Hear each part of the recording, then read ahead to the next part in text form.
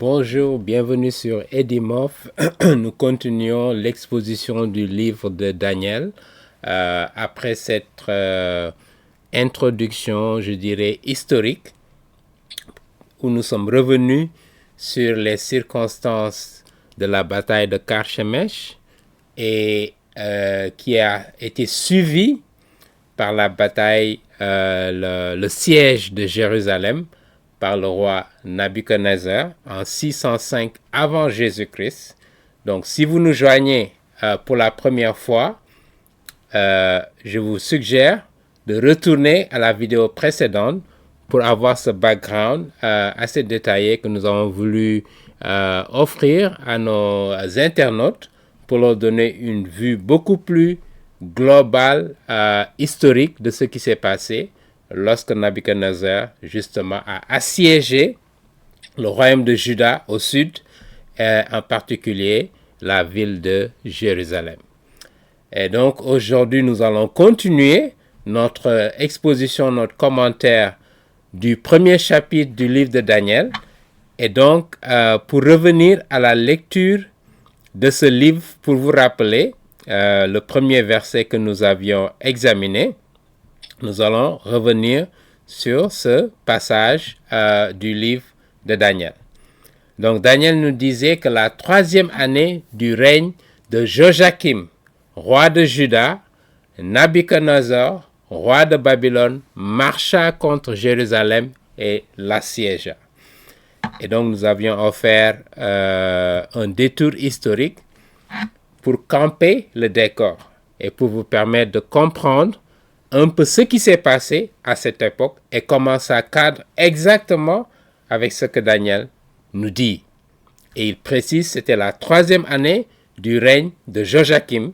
Et Joachim, si vous vous rappelez, c'était le fils du roi Josias, qui était un bon roi, qui est mort en bataille lorsqu'il s'est interposé contre l'armée égyptienne qui essayait d'avancer vers Carchemish. Rappelez-vous, Carchemish qui se trouve en Turquie, au sud de la Turquie et à la frontière avec la Syrie.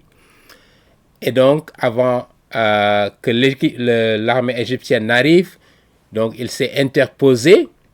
Et il y a beaucoup de spéculations concernant les raisons qui l'ont amené à s'interposer parce que le roi pharaon, le pharaon Nécho, le pharaon égyptien, a reçu un message de Dieu, une révélation divine pour lui dire de lui laisser le chemin pour aller à la rencontre de l'armée assyrienne qui se battait dans ses derniers retranchements dans cette ville de Carchemish. Parce qu'après avoir perdu la bataille de Ninive en 612, ils se sont repliés sur une autre ville. Alors, ils ont été battus, ils sont repliés en dernier ressort à Carchemish, et c'est là où l'armée égyptienne s'est associée à eux pour se battre, mais ils vont être battus, comme nous le verrons. Et Nabuchodonosor, lorsqu'il a remporté cette victoire, et nous allons revenir sur la chronologie pour vous donner un peu cette chronologie-là qui a abouti à la victoire de l'armée babylonienne sur l'armée assyrienne et l'armée égyptienne, naturellement, qui était vassalisée à l'empire assyrien. Et c'est à partir de ce moment, après cette bataille de Carchemish, que Nabuchodonosor devient maintenant, je dirais, le roi du monde.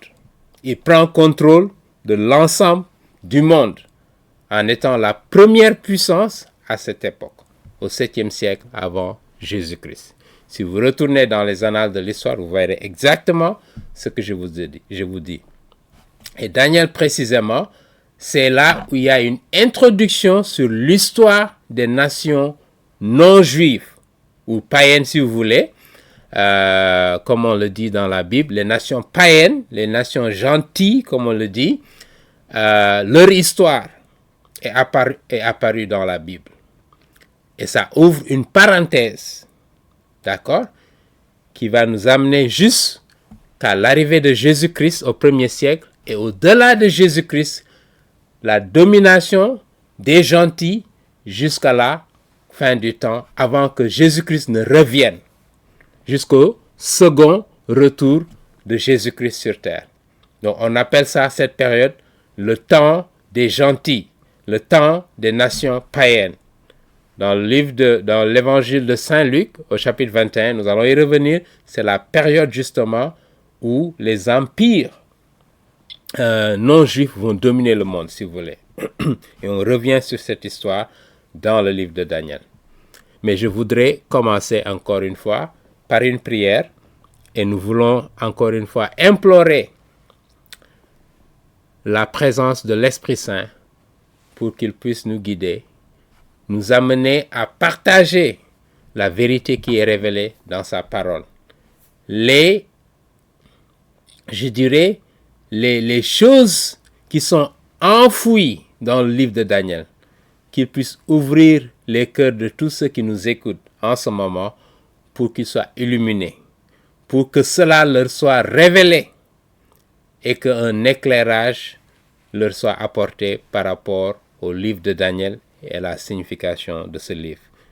Père éternel, nous vous remercions, vous qui êtes un Dieu puissant, vous que nul événement dans ce monde n'échappe, vous qui avez le contrôle du cours de l'histoire, même si vous nous laissez l'opportunité en tant qu'être humain d'exercer notre libre arbitre.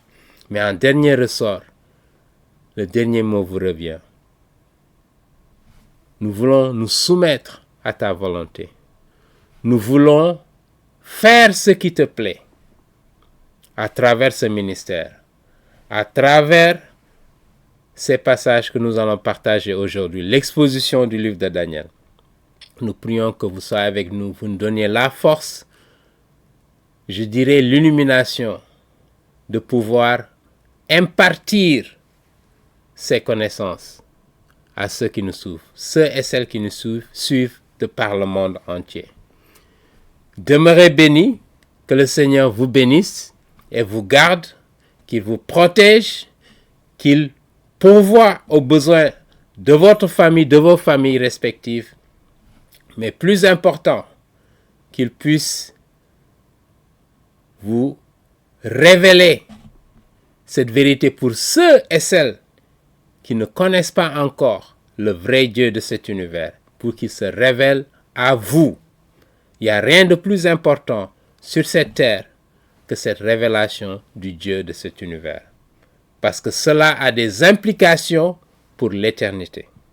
Voilà pourquoi nous portons cette prière à vous, vous tous et toutes qui nous suivez, pour que vous connaissiez ce vrai Dieu de cet univers, le Dieu d'Israël, le Dieu d'Abraham, d'Isaac et de Jacob, et que vous ayez une relation avec lui jusqu'à la fin de vos jours. C'est notre prière. Que le Seigneur vous accompagne, que le Seigneur vous conforte pour ceux qui sont dans des difficultés en ce moment, ceux qui ont perdu des siens, ceux qui sont dans les lits d'hôpitaux. Nous pensons à vous et nous vous portons dans notre prière pour que l'Éternel vous bénisse, pour que l'Éternel vous élève et vous sorte de vos difficultés. Parce que c'est lui le maître, c'est lui qui contrôle les saisons et les événements, les circonstances. Amen.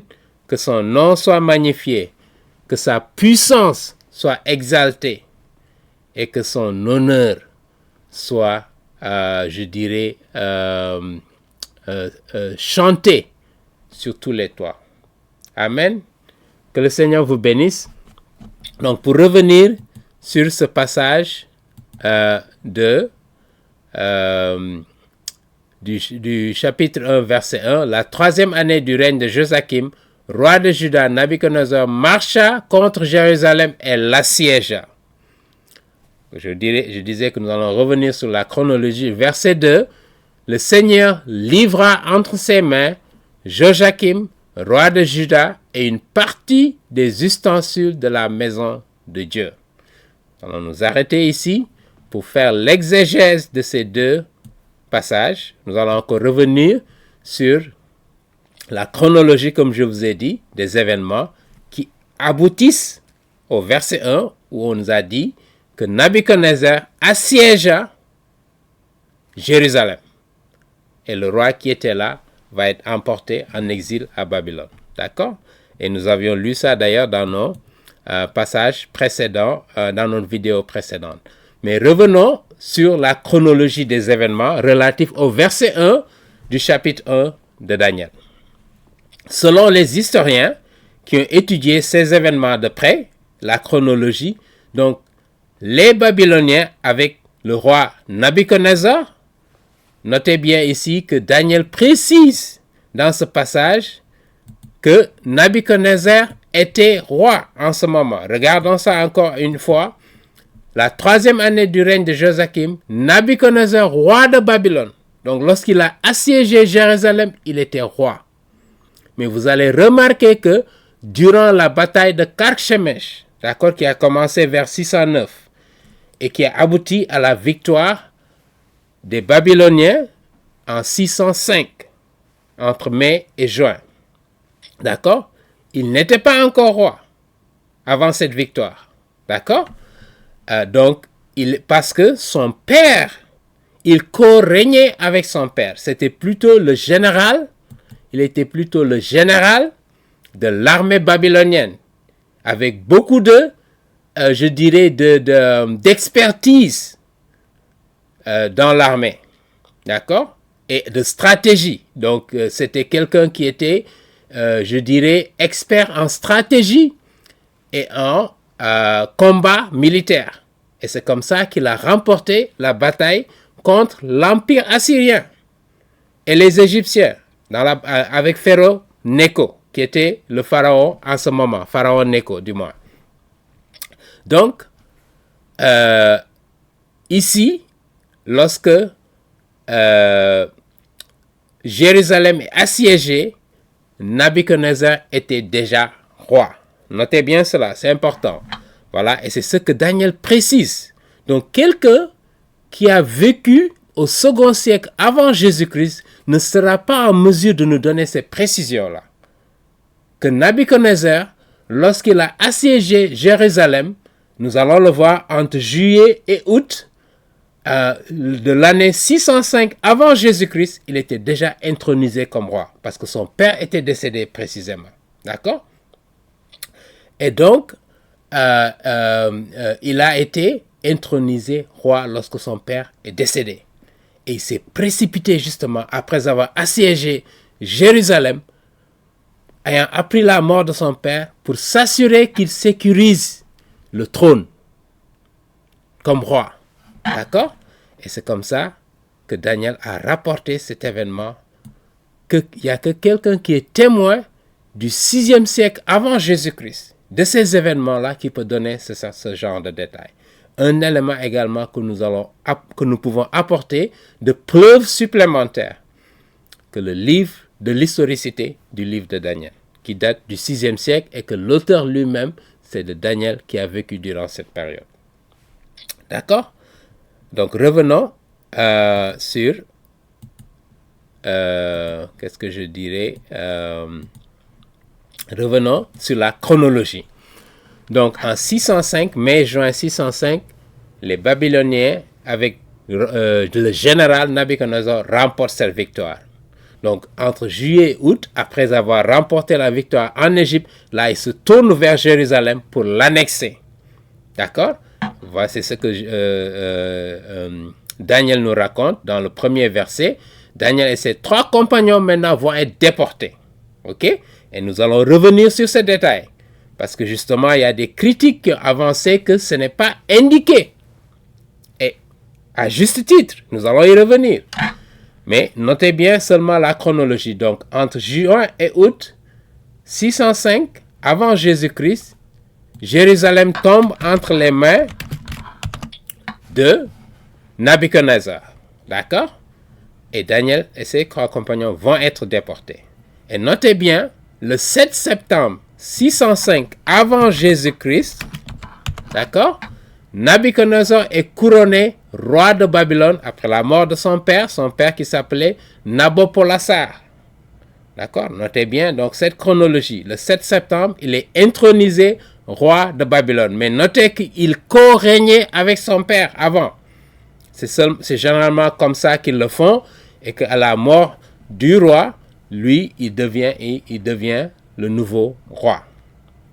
Et donc, si nous commençons à comptabiliser les années où Nabuchodonosor est au pouvoir, donc du 7 septembre 605 avant Jésus-Christ à mars-avril 604, notez bien que ça descend, avant Jésus-Christ, l'année où Nabuchodonosor accède au pouvoir. Donc, il devient le roi à partir de septembre, et précisément le 7 septembre.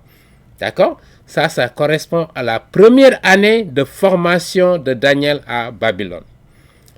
Dans Daniel, chapitre 1, les premiers versets, on nous dit que Daniel et ses compagnons, ces trois amis juifs qui ont été déportés à Babylone, vont aller dans une école de formation pendant 3 ans. Et que donc cette période que nous venons de mentionner, c'est la première année où Daniel et ses compagnons sont en formation. D'accord? Notez bien la chronologie. Donc on continue.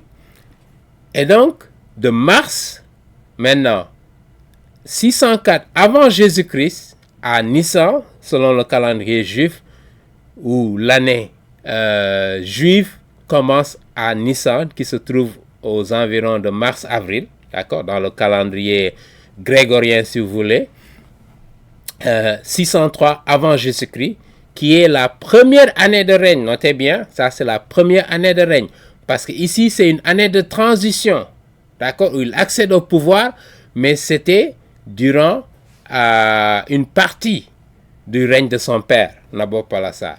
Mais là, c'est la première année de règne selon le calendrier babylonien. C'est comme ça que les Babyloniens, en fait, je dirais, faisaient les datations. Donc, l'année où vous accédez au pouvoir, c'est votre année de transition. Et une fois que cette année est terminée, l'année qui suit correspond à votre première année de règne. D'accord? Et on va voir pourquoi c'est important, j'insiste là-dessus.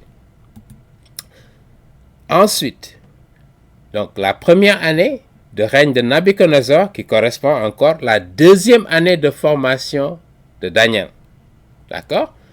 Et ensuite, de mars-avril 603 avant Jésus-Christ à mars-avril 602 avant Jésus-Christ, c'est la deuxième année de règne de Nabuchodonosor, ou la troisième année de formation de Daniel. Donc, c'est cette année où il a terminé. Et certains commentateurs avancent l'idée, certains théologiens avancent l'idée que c'est l'année précisément, cette troisième année, où Nabuchodonosor a fait son fameux rêve que nous allons voir au chapitre 2. D'accord? Donc, notez bien la chronologie. C'est extrêmement important d'avoir cette chronologie je dirais,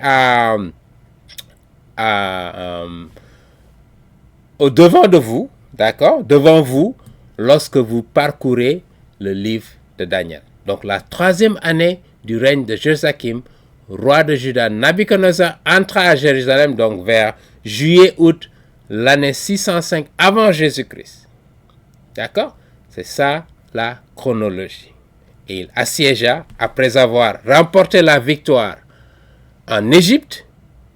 Là, il se dirige vers Israël pour l'annexer. Et c'est là où il rencontre Joachim, et nous avons vu ce qui s'est passé. D'accord?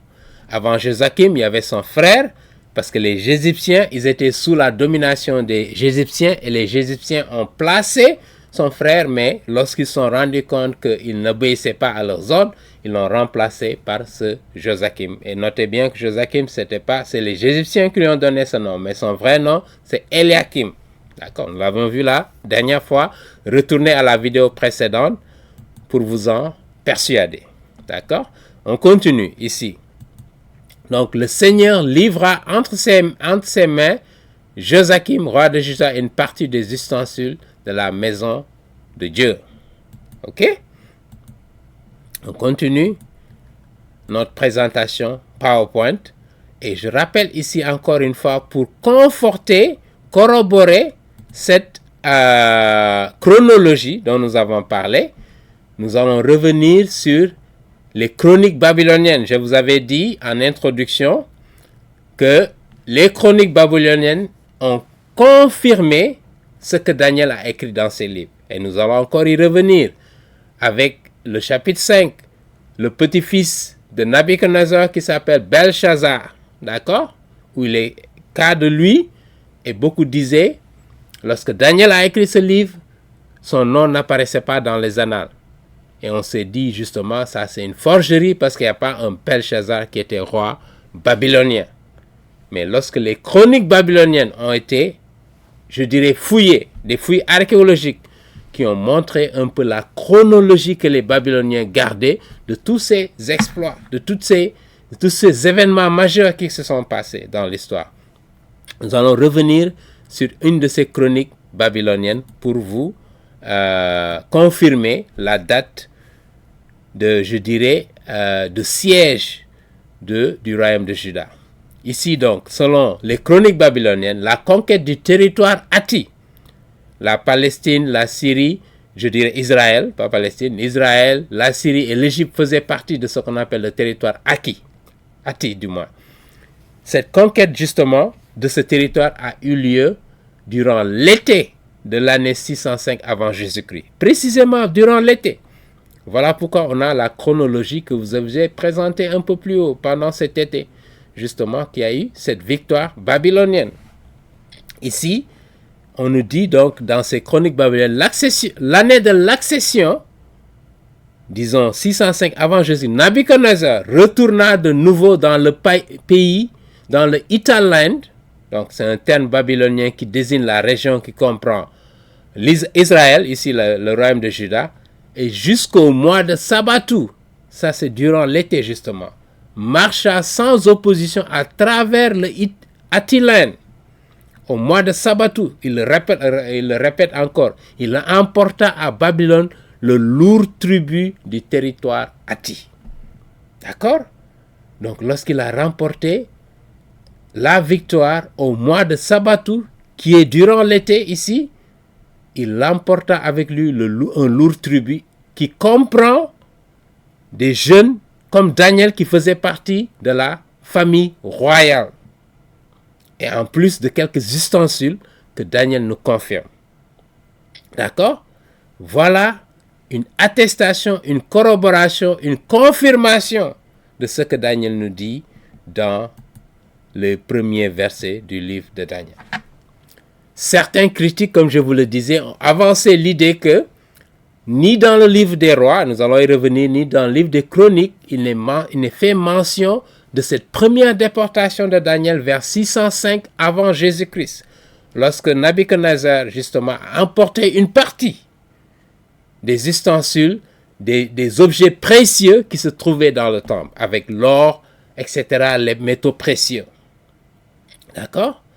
Et en plus, ils ont remporté une partie de la famille royale. Ils les ont emmenés avec eux. Et c'est là où précisément Daniel et ses compagnons ont été emportés. Parce que précisément, ils faisaient partie de la famille royale du royaume de Juda, de la tribu de Juda, du moins, de la tribu de Juda, je veux le dire précisément, qui se trouvait dans le royaume de Juda. D'accord?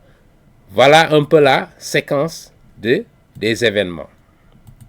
Et donc là, pour revenir sur la signification du nom Nabuchodonosor, donc c'est un nom babylonien qui signifie en langue chaldéenne ou araméenne si vous voulez, parce que la langue qu'il parlait en ce moment, c'était l'araméen, d'accord?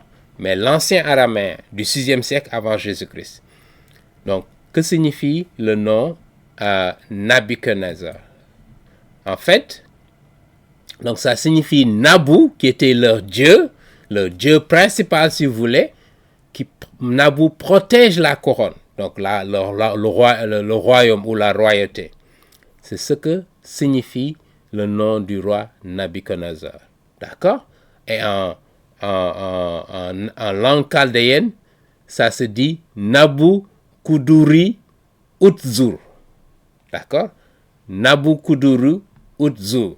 Dans leur langue, ce qui est traduit en hébreu et je dirais en anglais ou en français, Nabuchodonosor. Voilà. Certains disent Nabuchodonosor, ici, comme dans cette version de Louis II. Mais toujours est-il que c'est ce que ça signifie ici. Donc, Nabu, le dieu des Babyloniens, qu'il protège la couronne. Ensuite, le nom Joachim. Qu'est-ce que ça signifie? Ça signifie en hébreu, naturellement ici. Rappelez-vous que le premier chapitre de Daniel a été écrit en hébreu. Et donc ça signifie Yahvé élève. Jéhovah élève. Mais on se rend compte que ça n'a pas été le cas de ce roi parce que c'était un roi qui était désobéissant aux yeux de Dieu. Nous l'avons vu la semaine dernière, mais revenons dessus pour revoir ça de près, que Joachim était un mauvais roi. D'accord? Ici, donc, dans le deuxième livre des rois, chapitre 24, on nous dit, au verset 8, Joachim, non, attendez, pas Joachim, mais plutôt, ça c'est son fils, mais le père lui-même, voilà, au premier verset, on nous dit, de son temps, Nabuchodonosor, roi de Babylone, se mit en campagne, et Joachim avec un M, d'accord, ce qui était le père de Joachim avec N, fut assujetti pendant 3 ans, mais il se révolta de nouveau contre lui, contre le roi de Babylone. Alors l'Éternel envoya contre Joachim des tribus des Chaldéens, d'accord, des troupes de Syriens, des troupes de Moabites et des troupes d'Ammonites, et il les envoya contre Juda pour le détruire selon la parole que l'Éternel avait prononcée par ses serviteurs, les prophètes. D'accord? Cela arriva uniquement sur l'ordre de l'Éternel qui voulait ôter Juda de sa face à cause de tous les péchés commis par Manassé, à cause du sang innocent qu'avait répandu Manassé et dont il avait rempli Jérusalem. D'accord? Donc, Joachim n'était pas un bon roi, de même que son fils qui va lui succéder n'était pas un bon roi. Le deuxième livre des Chroniques nous dit la même chose. D'accord? Ici, Joachim, d'accord, avait 25 ans lorsqu'il devint roi et il régna 11 ans à Jérusalem. Il fit ce qui est mal aux yeux de l'Éternel son Dieu. Donc dans le deuxième livre des Chroniques, même c'est même plus précisé, chapitre 36, verset 5, nous le rappelle. Donc c'était un mauvais roi. D'accord? Et donc, même si son nom signifiait Yahvé élève, lui par contre il n'a pas été élevé par Dieu parce qu'il a désobéi et ça a abouti à sa déportation à Babylone.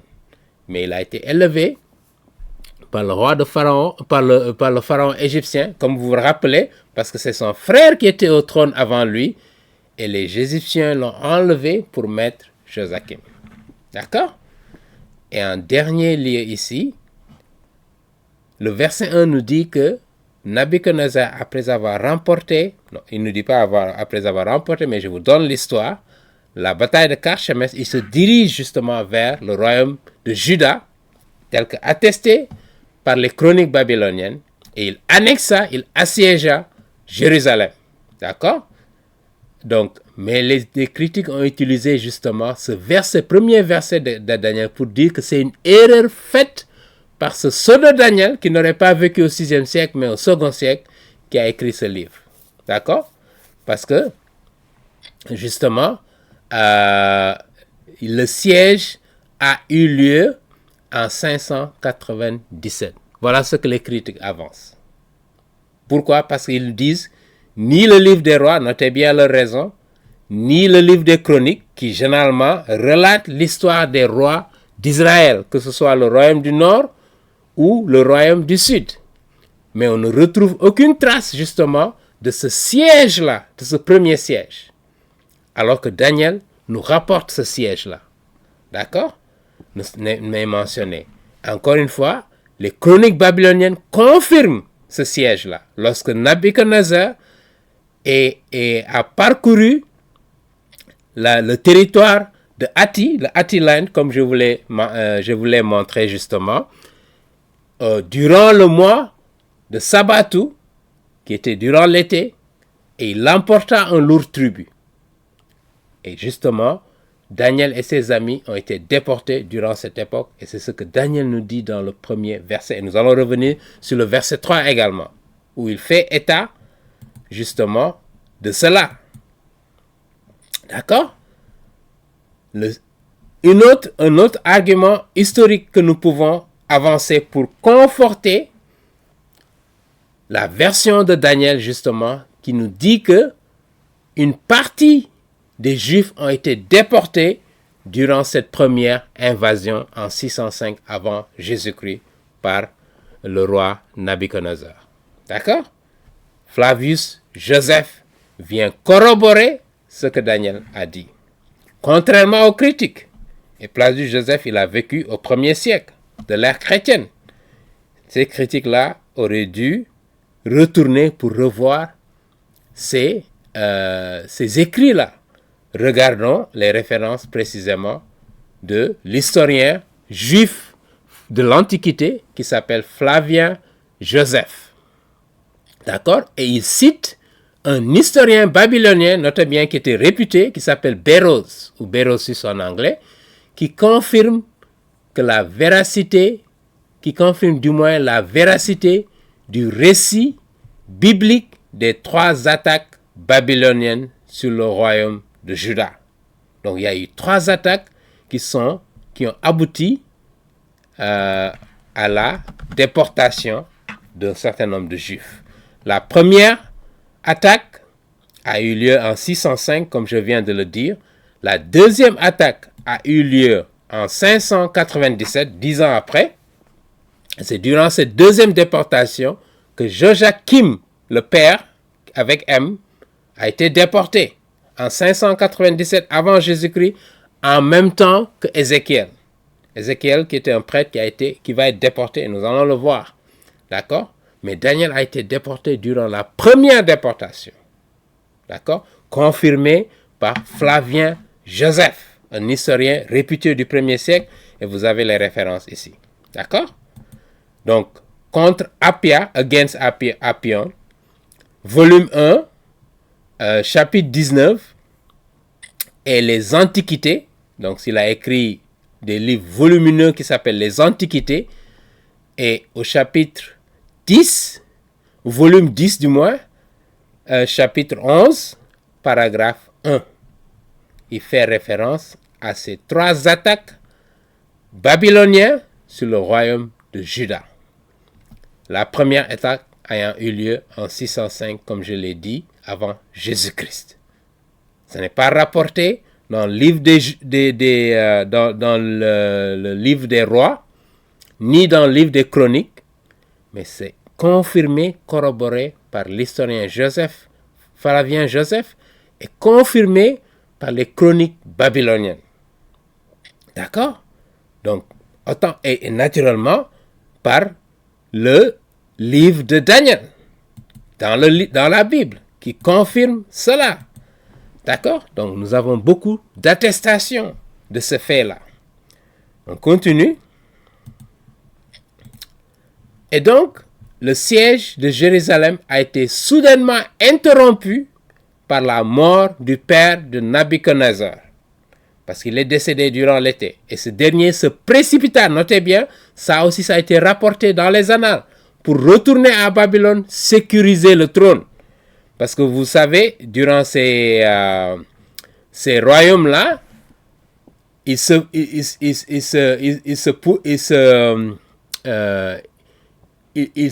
ferait de peu pour que un roi soit détrôné.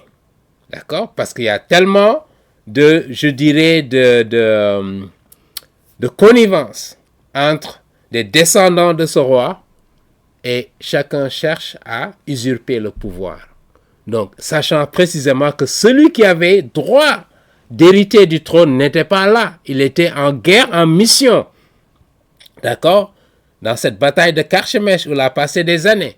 Mais lorsqu'il a appris que son père est décédé, il a replié alors qu'il était sur le point d'annexer Jérusalem. Il a interrompu ça, mais en partant, il a amené un lourd tribut. C'est ce que les chroniques babyloniennes nous disent. D'accord? Il a emporté des essences. Et Daniel même nous le dit dans le livre de Daniel. Il nous le rappelle. Retournons encore au livre de Daniel. Verset 2. Le Seigneur livra entre ses mains Joachim, roi de Juda, et une partie des ustensiles de la maison de Dieu. D'accord? Nabuchodonosor emporta les ustensiles au pays de Shinar, dans la maison de son Dieu. Il les mit dans la maison du trésor de son Dieu. Voilà ce qui s'est passé. Donc, il s'est précipité. Il n'a pas fini d'assiéger Jérusalem.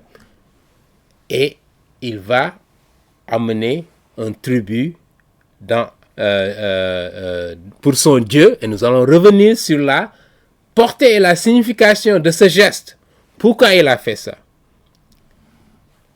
Nous allons essayer de comprendre ici, dans je dirais la tradition babylonienne, pourquoi il a fait ça. Et notez bien, il a voyagé donc, en 2 semaines, il a parcouru 800 km. Vous imaginez, il n'y avait pas de Tesla ou de voiture je dirais, de course en ce moment. Et donc, vous imaginez parcourir 800 mètres carrés, 800 km du moins, désolé, 800 km en 2 semaines. Donc, il est allé extrêmement vite. Il ne voulait pas perdre du temps, il ne voulait pas être détrôné. Il ne voulait pas que quelqu'un s'empare du trône pour prendre le pouvoir. Il a été assez intelligent. Et nous verrons qu'il est quand même marqué d'une intelligence rare, contrairement à certains de nos dirigeants que nous connaissons aujourd'hui. D'accord? Qui prétendent connaître beaucoup de choses, mais qui ne sont pas aussi intelligents. D'accord? Mais ça, c'était une parenthèse. Nous revenons ici à Nabuchodonosor et le fait qu'il a interrompu sa campagne. Néanmoins, il a toujours assiégé Jérusalem et il a pris, je dirais, un tribut qu'il a amené à son Dieu. D'accord? Continuons toujours dans le verset 2. Maintenant, je disais tantôt que le verset 2 décrit la déportation. Notez bien, il y a une différence entre le royaume qui est assiégé par Nabuchodonosor qui interrompt et qui retourne et la déportation du roi Joachim en 597 et Ézéchiel également, au verset 2. Notez bien ceci. Joachim, qui était le fils de Joachim avec un M, il va co-régner avec son père, qui fut déporté à Babylone. Lisons le 2e livre des Chroniques pour voir un peu cette déportation. Ok? Le 2e livre des Chroniques, voici ce que le 2e livre des Chroniques nous présente. D'accord? Le 2e livre des Chroniques, et nous allons regarder le verset 5 et 6. Ok? Pour noter un peu comment le fils de Joachim va co-régner avec lui, avec le père. Versets 5 et 6. Ok? Joachim, avec un M, c'était le père. Justement, dans Daniel chapitre 1, verset 1, c'est la même personne, le même roi. Il avait 25 ans lorsqu'il devint roi. D'accord? Et il régna 11 ans à Jérusalem. Il fit ce qui est mal aux yeux de l'Éternel son Dieu. Nabuchodonosor, roi de Babylone, monta contre lui et le lia avec des chaînes d'airain pour le conduire à Babylone. Lorsqu'il a été envoyé à Babylone, son fils, qui s'appelle Joachim, qui avait que 8 ans, avait co-régné avec lui. Et c'est cette chronologie-là que je voulais vous présenter. Lorsqu'il avait 8 ans, il a commencé à co-régner avec son père. D'accord? Et c'est ce qu'on voit ici. Le fils de Joachim va co-régner avec son père qui va être déporté à Babylone. Lorsqu'il avait 8 ans, lisons de près verset 9 de ce même passage du livre des Chroniques pour voir un peu ce que ça nous dit, verset 8. D'accord? Le reste des actions de Joachim, les abominations qu'il commit et ce qui se trouvait avec lui. Cela est-il écrit dans le livre des rois d'Israël et de Juda. Et Joachim, son fils, régna à sa place. D'accord? Donc, il régna à sa place lorsqu'il avait 8 ans. Maintenant, lorsque son père mourut, il est mort 10 ans après. Quand il a été amené en exil, c'est 10 ans après qu'il est mort. Et on retrouve ça dans le deuxième livre des rois, chapitre 24. Notez bien, chapitre 24, le deuxième livre des rois. Ok? Verset 8. Lisons le verset 8 de près pour voir deuxième livre des rois, verset 8. Ok? Voici ce que ce passage nous dit. Joachim, donc le fils, avait 18 ans lorsqu'il devint roi. Mais notez que lorsqu'il avait 8 ans déjà, il co-régnait avec son père. D'accord? Et c'est lorsque son père est décédé, après avoir été en exil, 10 ans après, qu'il est devenu roi. Donc 18 ans. En ce moment, il avait 18 ans. Et on nous dit qu'il régna 3 mois à Jérusalem. Et sa mère s'appelait Nehushta, fille d'Elnathan de Jérusalem. On nous dit encore, il fit ce qui est mal aux yeux de l'Éternel, entièrement comme avait fait son père. Pareil. D'accord? Et en ce moment-là, les serviteurs de Nabuchodonosor, roi de Babylone, montèrent contre Jérusalem et la ville fut assiégée. Et ça, ce sera le 3e siège. Notez bien que le 2e siège avait eu lieu en 597 avant Jésus-Christ et son père Joachim avec M a été emporté à Babylone. D'accord? Et son fils avait co-régné et pendant 10 ans jusqu'à la mort de son père, il a pris le trône. Mais après, il va être assiégé et lui-même, il va être déporté. D'accord? Voilà un peu la chronologie.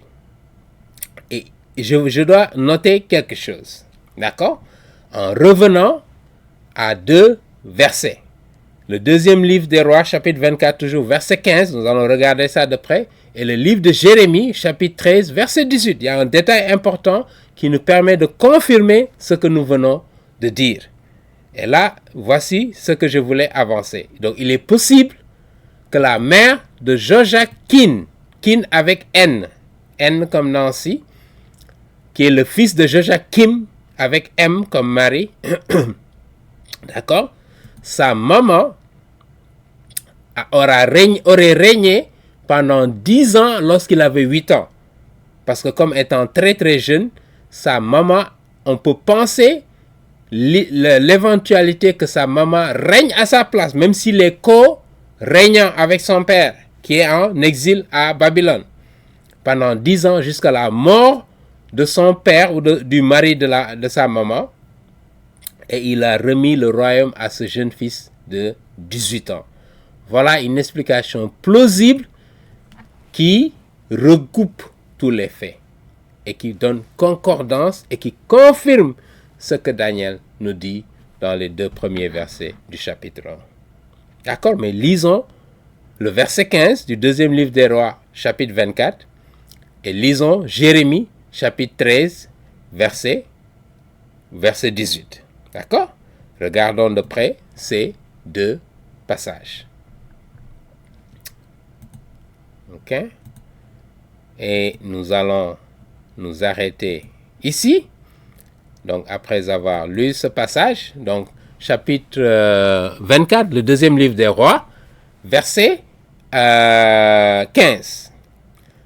Lisons ici d'abord, verset 14. Il amena en captivité tout Jérusalem, tous les chefs et tous les hommes vaillants au nombre de 10 000 exilés et tous les charpentiers, tous les serruriers. Il ne resta que le peuple pauvre du pays. Là, c'est lorsque son fils Joachim également va être transporté à Babylone. Verset 15 nous le dit précisément. Et ça a eu lieu en 586, notez bien, avant Jésus-Christ. Donc 10 ans après. Il transporta Joachim à Babylone et il amena captifs de Jérusalem à Babylone, la mère du roi. Voilà pourquoi on avance l'idée justement que la mère du roi qui n'a pas été capturée, c'est son mari qui a été capturé, amené à Babylone, qui est Joachim avec M. Et ici, on voit que lorsque les Babyloniens reviennent 10 ans après, ils vont détruire tout Jérusalem, détruire complètement le temple et emporter tout ce qui avait comme ustensile avec la mère du roi, le roi et puis quelques vaillants guerriers, la crème, si vous voulez, la famille royale, des gens qui appartiennent à la royauté, il les a tous déportés à Babylone. Voilà pourquoi on pense que pendant que sa mère était avec son fils Joachim, c'est elle qui régnait. Durant le court règne de son fils qui avait que 8 ans, mais lorsqu'il a eu 18 ans, c'est là où il est devenu roi de plein pied, si vous voulez, avec plein pouvoir, parce qu'il était assez mature, assez mûr pour diriger le royaume de Juda. D'accord? Voilà un peu l'idée qui nous amène à penser que justement il avait la mère de Joachim régnait durant cette époque. Regardons pour finir Jérémie chapitre 13 verset 18. Chapitre 13, verset 18.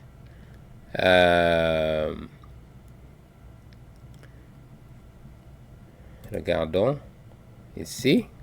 Chapitre 13, verset 18.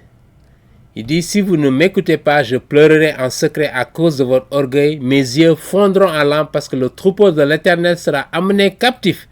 Dis au roi et à la reine, notez bien, la reine, asseyez-vous à terre, car il est tombé de vos têtes le diadème qui vous servait d'ornement. Donc ils ont été envahis, le roi et la reine, la mère et son fils vont être emportés à Babylone. D'accord? Une dernière chose que je voulais noter avant qu'on ne puisse conclure aujourd'hui. Et vous noterez dans le deuxième livre des Chroniques, chapitre 36, verset 9, comparé au deuxième livre des Rois, chapitre 24, verset 8, il y a un petit détail que les critiques ont accaparé pour remettre en cause l'historicité du livre de Daniel. Mais nous allons voir un élément qui nous permet de réconcilier ce petit problème ou cette apparente contradiction. Parce que les critiques vont facilement vous dire qu'il y a une contradiction ici et là pour vous induire en erreur, pour vous amener à douter de la parole de Dieu. Voilà pourquoi, comme je vous l'avais dit au début, ne vous laissez pas amadouer ou bien obnubiler par ces critiques et le semblant de rationnel d'intelligence de leurs critiques. Parce que la parole de Dieu, elle est solide. Ce n'est pas des arguments ici et là qui peuvent détrôner ce que Dieu a révélé avec précision. Mais il faut faire des fouilles, il faut faire des efforts pour comprendre la parole de Dieu. Il faut se soumettre à l'Esprit Saint, demander l'intelligence de comprendre ses paroles. Parce que c'est l'Esprit Saint qui nous enseigne, en méditant sa parole jour et nuit, en nous soumettant, en nous remettant à lui, pour qu'il éclaire, pour qu'il illumine notre intelligence. Il ouvre notre intelligence pour comprendre certaines choses. Voilà le secret de comprendre la parole de Dieu. Il faut la méditer jour et nuit, obéir à ce que Dieu dit, avec un cœur pur, avec une foi inébranlable, mettre en application ce que Dieu nous demande dans sa parole. C'est ce que Daniel a fait dans sa vie. Voilà pourquoi beaucoup de révélations lui ont été faites. Il avait une communion intime avec l'Éternel. D'accord? Regardons de près cette petite subtilité-là et nous allons terminer. Donc, deuxième livre des Chroniques, verset 9, et puis le deuxième livre des Lois, verset 8, pour voir un peu cette différence-là entre les deux. D'accord? Et on va conclure. Donc, deuxième livre des Chroniques, chapitre 36 encore, verset 9. Il dit, Joachim avait 8 ans lorsqu'il devint roi. Notez bien, il avait co-régné. Il régna 3 mois et 10 jours à Jérusalem. Notez bien ici, il y a un détail qui est mentionné En haut, quelque part, on nous dit qu'il a régné 3 mois. Mais là, on précise 3 mois et 10 jours. Les critiques vont se lever et dire, voilà une contradiction. Est-ce qu'il y a une contradiction? Nous allons voir. Si nous regardons le deuxième livre des rois, chapitre 24, verset 8. Ok? Verset 8 nous dit ici, Joachim avait 18 ans, là-bas 8 ans, parce que justement, pendant 10 ans, il a co-régné avec son père, comme je l'avais dit, et il régna 3 mois à Jérusalem. D'accord? Ici, il nous dit 3 mois. Là-bas, il nous dit 3 mois et 10 jours. Et je voulais vous soumettre que l'explication plausible ici, c'est que, justement, les 10 jours-là, ça correspond au décalage entre la date à laquelle il a été capturé par les forces babyloniennes, lorsqu'ils sont venus en 586 avant Jésus-Christ, et la date de son exil à Babylone. D'accord? Au moment où il a été capturé et au moment où il est en exil, il s'est probablement passé 10 jours. Et voilà pourquoi la différence. Donc lorsque vous examinez la parole de Dieu avec dévotion, avec un focus, avec le désir de comprendre la parole de Dieu, et vous demandez à l'Esprit Saint de vous enseigner, parce que c'est lui le premier enseignant.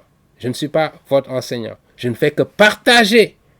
Et c'est l'Esprit Saint, lorsque vous méditez sur la parole de Dieu, qui va vous enseigner, qui va vous éclairer sur beaucoup de choses. Il y a des choses que je peux dire ici, mais ça ne ferait pas beaucoup de sens tant que vous n'avez pas passé du temps pour méditer sur sa parole, pour revenir sur d'autres passages, l'ensemble de la parole de Dieu, pour comprendre, pour avoir une bonne interprétation de la parole de Dieu et pour pouvoir réconcilier toutes ces apparentes contradictions. Nous allons nous arrêter ici et nous reviendrons dans les prochaines vidéos sur le pays de Shinar ou Shinar comme on l'appelle. Nous allons nous arrêter ici. Pourquoi c'est important ce que Daniel mentionne? Donc ils ont amené au pays de Shinar qui correspond au pays babylonien. C'est un terme qui est utilisé dans la Bible. En particulier, nous retournerons au livre de la Genèse pour comprendre la signification de ce pays-là. D'accord?